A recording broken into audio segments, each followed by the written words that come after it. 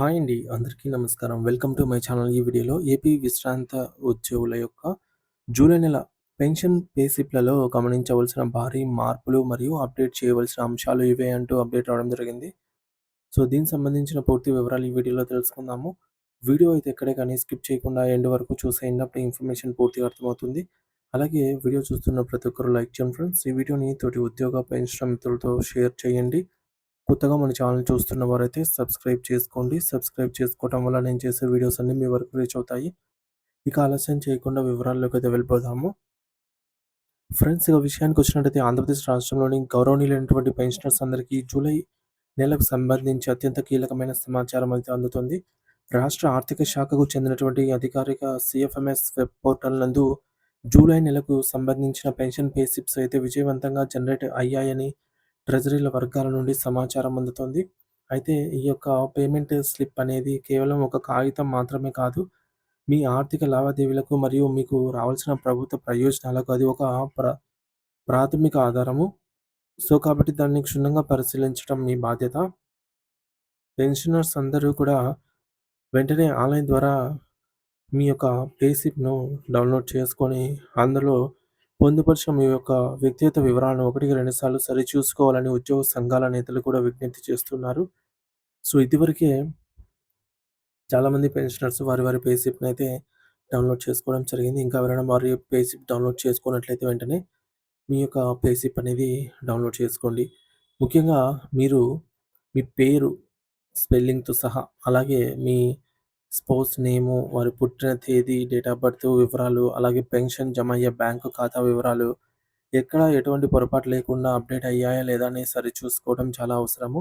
ఎందుకంటే భవిష్యత్తులో మీ కుటుంబ సభ్యులకు ఫ్యామిలీ పెన్షన్ అందే సమయంలో నామినీ వివరాల్లో ఏ చిన్న తప్పు ఉన్నా సరే తీవ్ర ఇబ్బందులు ఎదుర్కోవాల్సి వస్తుంది. మరి ఇకపోతే వృద్ధాప్యంలో పెరిగే వైద్య ఖర్చులు మరియు ఇతర అవసరాలను దృష్టిలో ఉంచుకొని ప్రభుత్వం అందించేటటువంటి additional quantum of pension AQP విషయంలో మీరు చాలా జాగ్రత్తగా అయితే ఉండాలండి. సో, మీకు 70 సంవత్సరాల వయసు నిండినట్లయితే నిబంధనల ప్రకారంగా మీ అసలైన బేసిక్ పే మీద అదనంగా 7% అనేది ఏక్యూపీ అమౌంట్ కలవాలి. అదేవిధంగా వయస్సు పెరిగే కొద్దీ ఈ శాతం కూడా మారుతూ ఉంటుంది. అంటే 75 ఏళ్ళు నిండిన వారికి 12%, 80 ఏళ్ళు నిండిన వారికి 20%, 85 ఏళ్ళు దాటిన వారికి 25% చొప్పున అదనపు పెన్షన్ అనేది అందాలి.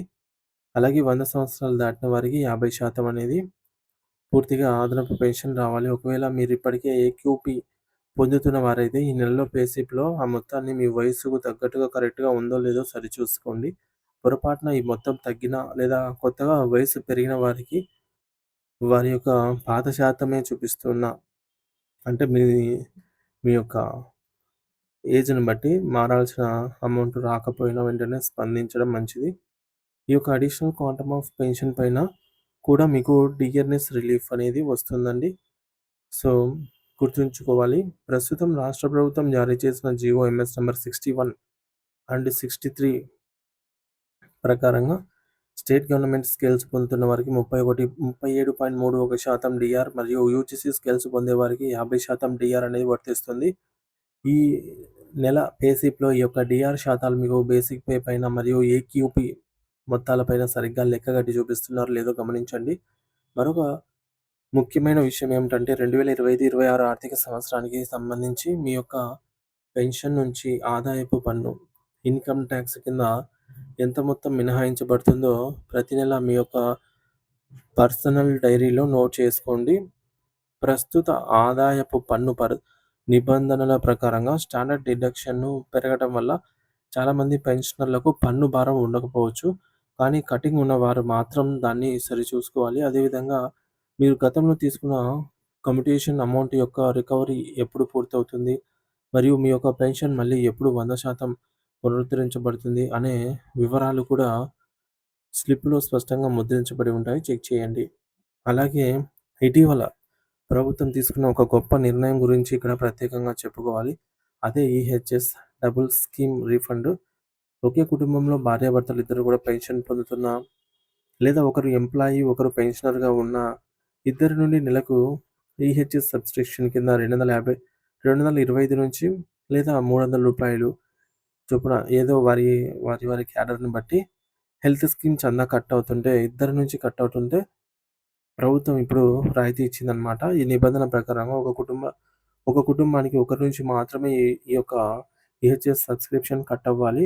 కాబట్టి మీ ఇద్దరికీ కట్ అవుతుంటే వెంటనే మీ పరిధిలోని సబ్ ట్రెజరీ ఎస్‌టీఓకి ఆఫీసర్ గారిని కలిసి ఒక లిఖితపూర్వక దరఖాస్తు అయితే ఇవ్వండి.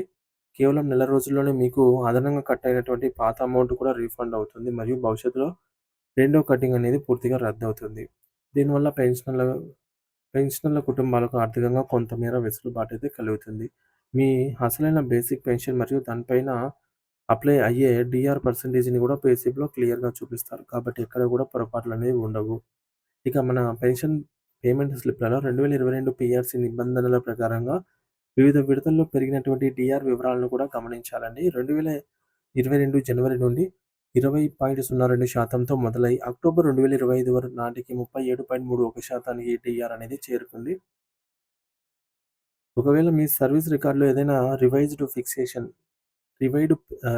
పే ఫిక్సేషన్ జరిగినట్లయితే దానివల్ల మీ బేసిక్ పెన్షన్‌లో మార్పొస్తుంది. తద్వారా డీఆర్ మొత్తంలో కూడా మార్పనేది కనిపిస్తుంది. సో, ఇటువంటి సందర్భాల్లో ఈ నెల స్లిప్‌లలో అన్నీ కరెక్ట్‌గా యాడ్ అయ్యాయో లేదో ఒకసారి చూసుకోవడం మీ బాధ్యత.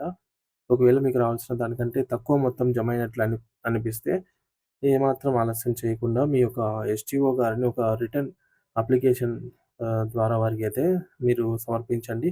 వారు మీ వివరాలను పరిశీలించి వెంటనే సరిచేస్తారు. అయితే పెన్షన్ పేమెంట్ స్లిప్‌లలో పెన్షనర్లకు ఉపయోగపడే కొన్ని మార్పులు చేయాలని సంఘాలు కోరుతున్నాయి. ప్రధానంగా పెన్షన్ స్లిప్‌లలో బిల్ నంబరు అనేది తప్పనిసరిగా ముద్రించాలి. ఈ బిల్ నంబర్ గనుక మనకు తెలిస్తే ట్రెజరీలో పెన్షన్ బిల్ ఎక్కడ ఉందో, ఆగి ఉందో, ఏ స్టేటస్‌లో ఉందో అనే వివరాలను సీఎఫ్ఎంఎస్ వెబ్‌సైట్‌లో ఇంట్లో కూర్చొని చెక్ చేసుకోవచ్చు. అయితే గతంలో ట్రెజరీ అధికారులు ఈ యొక్క బిల్ నంబర్ ఇస్తామని హామీ ఇచ్చినప్పటికీ, ఈ జూలై స్లిప్‌లలో కూడా అది కనిపించడం లేదని పెన్షనర్స్ అసంతృప్తి వ్యక్తం చేస్తూ ఉన్నారు. అదేవిధంగా ప్రతి పెన్షనర్‌కు ప్రభుత్వం నుండి రావాల్సిన పాత బకాయిలు లక్షల్లో ఉన్నాయి. ఆ పెండింగ్ అమౌంట్ ఎంత ఉందో కూడా ఆ పే స్లిప్‌లో ఒక ప్రత్యేక కాలం ద్వారా చూపిస్తే పారదర్శకత అనేది పెరుగుతుంది. 2018లో పారదర్శకత కోసం తెచ్చినటువంటి ఈ యొక్క సీఎఫ్ఎంఎస్ పోర్టల్‌లో గతంలో ఉన్నటువంటి బీఏఎస్ బెనిఫిషరీ అకౌంట్ స్టేట్‌మెంట్ అనేటటువంటి ఆప్షన్‌ను తిరిగి పునరుద్ధరించాలని కూడా అందరూ కోరుతూ ఉన్నారు. అయితే మరొక ముఖ్యమైన విషయం ఏంటంటే, తెలంగాణలో తరహాలో మన ఏపీలో కూడా ఫార్మ్ 16ని నేరుగా డౌన్‌లోడ్ చేసుకునే సౌకర్యం కల్పించాలి. ఇన్‌కమ్ టాక్స్ రిటర్న్స్ ఫైల్ చేసేటప్పుడు పెన్షనర్లు, ఆడిటర్ల చుట్టూ తిరగకుండా ఈ యొక్క డిజిటల్ సౌకర్యం ఎంతో మేలు చేస్తుంది.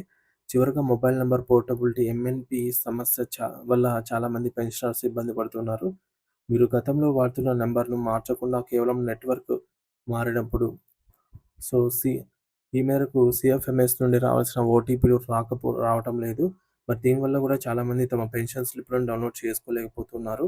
అలాగే ఈ యొక్క సాంకేతిక సమస్యను టెక్నికల్ టీమ్ వారు తక్షణమే పరిష్కరించాలని పెన్షనర్స్ సంఘాలు గట్టిగా డిమాండ్ చేస్తూ ఉన్నాయి. సో, మీ పెన్షన్ స్లిప్‌ను క్షుణ్ణంగా పరిశీలించడం ద్వారా మీ ఆర్థిక హక్కులనైతే మీరు కాపాడుకోగలరు. సో, ఇది ఫ్రెండ్స్ ఇప్పటివరకున్న తాజా సమాచారము. అలాగే ఈ జూలై నెలకు సంబంధించి జీతాలు, పెన్షన్‌లు పూర్తి స్థాయిలో జమయ్యే వరకు ఎప్పటికప్పుడు తాజా అప్డేట్ న్యూస్ అయితే మన ఛానల్ ద్వారా అందిస్తూనే ఉంటాను. సో, ఇంకా ఎవరైనా మన ఛానల్‌ని సబ్స్క్రైబ్ చేసుకోకపోతే వెంటనే మన ఛానల్‌ని సబ్స్క్రైబ్ చేసుకొని అప్డేట్స్ అయితే ఫాలో అవుతూ ఉండండి. So, thank you for watching this video.